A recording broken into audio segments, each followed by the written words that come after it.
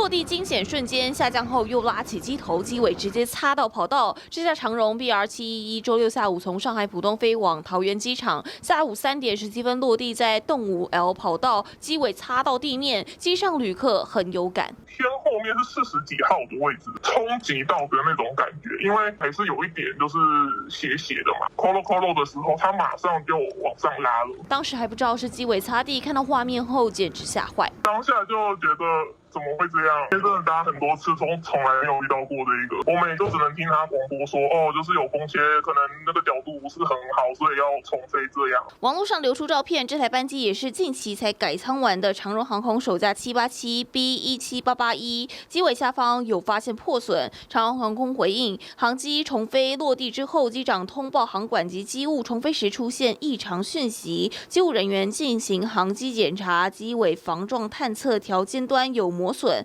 航机进行了防撞条更换检修之后，波音确认结构无虞，民航局也已经同意航机恢复试航。它机尾触地，它并没有实质损害，但是我们还是要去确认，在包括驾驶员的访谈，针对他的 QAR 的记录，我们去调出来，再去确定他的目前的危险程度怎么样，是不是会落在运安会的调查范围之内。同一天，长荣 BR177大阪飞桃园也突然取消，传出是因为航班在关西机场停妥之后，左侧机身被空桥碰撞。为了确保飞航安全，航机进行检查。中秋假期发生航班惊魂，所幸没有旅客受伤。TVBS 中影的曹任综合报道。